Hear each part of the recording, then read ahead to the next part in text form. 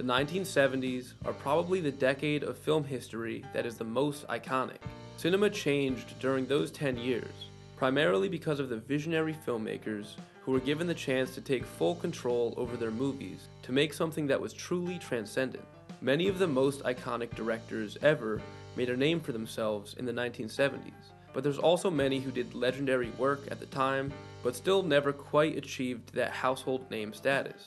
Today I'll be telling you guys about two very important 70s filmmakers, and the crazy thing is, they were father and son. The story of Gordon Parks and his son, Gordon Parks Jr., is one of creativity, resilience, and the shared determination to break boundaries. Together they made significant contributions to American art and culture, carving out spaces for black voices in industries that long ignored them. The influence of the art that these two men made is still being felt today, and their story is one that is meant to be heard. Born in 1912, Gordon Parks Sr. overcame a childhood marked by poverty and racism to become one of the most influential photographers of the 20th century. Self-taught and ambitious, Parks picked up a camera in his early 20s and used it as a weapon against injustice. He broke barriers as the first black photographer for Life magazine, capturing images that brought the realities of segregation, poverty, and the civil rights movement into the homes of millions. From his iconic photo series American Gothic, featuring a cleaning woman standing defiantly in front of an American flag, to his intimate portraits of activists like Malcolm X and Stokely Carmichael, Parks's work was as much about artistry as it was about advocacy. But Gordon Parks wasn't content to stay within the confines of photography. In 1969, he became the first black director of a major Hollywood studio film with The Learning Tree, an adaptation of his own semi-autobiographical novel. The film is a coming-of-age story about growing up in rural Kansas, and it was a groundbreaking achievement in a time when Hollywood rarely gave black filmmakers a voice. He followed this up with Shaft in 1971, the movie that kick-started the blaxploitation genre, blending action, style, and a hero who would go on to define an entire era. Gordon Parks Sr. was a trailblazer, proving that black artists could succeed in any medium. But his influence didn't end with his own work. He passed his creative spirit onto his son, Gordon Parks Jr., who would go on to make his own mark on the film industry. Gordon Parks Jr. grew up immersed in the arts, witnessing firsthand his father's relentless drive and creative genius. Born in 1934, Parks Jr. developed his own passion for storytelling, not through photography like his father, but through filmmaking. His breakthrough came with the 1972 film Superfly. While Gordon Sr. had brought the stoic, trenchcoat-clad Shaft to life, Gordon Jr. introduced audiences to Youngblood Priest, a flashy, street-smart anti-hero, seeking to escape the drug trade. Superfly became a cultural phenomenon, with its striking visuals, gripping story, and Curtis Mayfield's iconic soundtrack. Coming just 1 year after Shaft, Superfly proved that both members of this father-son duo had voices that were vital to the vision of black filmmaking. Unlike his father's more polished, studio-backed projects, Gordon Parks Jr.'s films reflected a more raw and authentic aesthetic.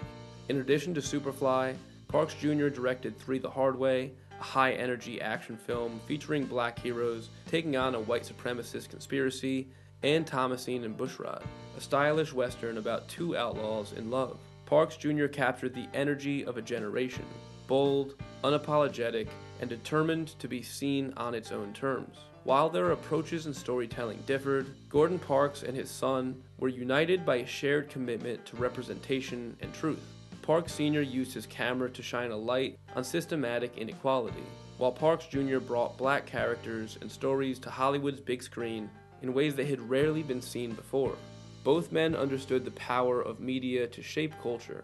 Parks Sr.'s work often focused on exposing injustice, humanizing the oppressed, while Parks Jr.'s films explored themes of empowerment and rebellion, reflecting the social upheaval of the 1970s. Together, their work painted a picture of black life that was missing from American culture before them. Their work paved the way for filmmakers and artists of all races and background to make their stamp on cinema. Tragically, Gordon Parks Jr.'s career was brief.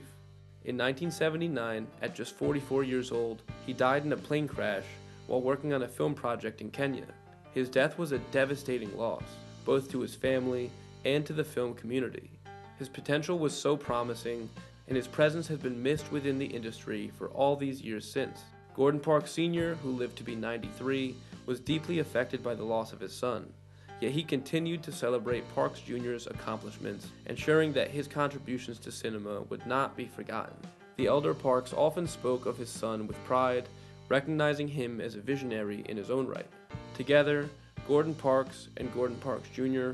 represent two sides of the same coin, a father and son who use their art to challenge stereotypes, redefine narratives, and inspire future generations. Their filmographies are both shorter than many of the most iconic auteurs who emerged in the 1970s, but their influence has reached just as far.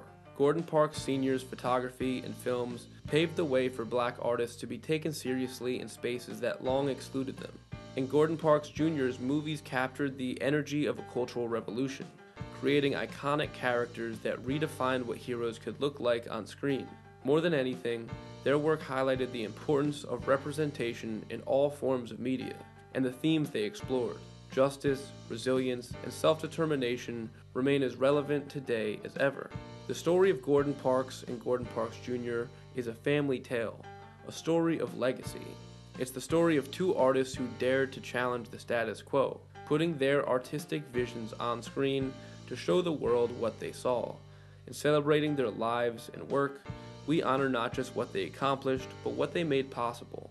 Their legacy reminds us that art is not only about creation, it's about transformation, about opening doors, and about ensuring that the next generation has the tools to dream even bigger.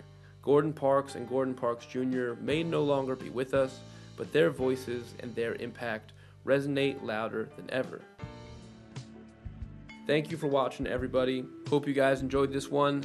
This was actually not on my video schedule for the year when it first started, but I had watched Superfly last month and I was inspired to write something that talked about these two as an iconic father-son duo that I think is very underrated within the history of cinema. Let me know down in the comments what movies or directors or actors would you like to see me make a video on later this year. Coming next month, I have my full ranking of every feature film from John Carpenter, so be on the lookout for that.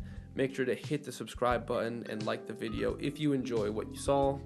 And as always, I got a lot more headed your way, so stay tuned, stay safe, and stay deaf. Thanks for watching.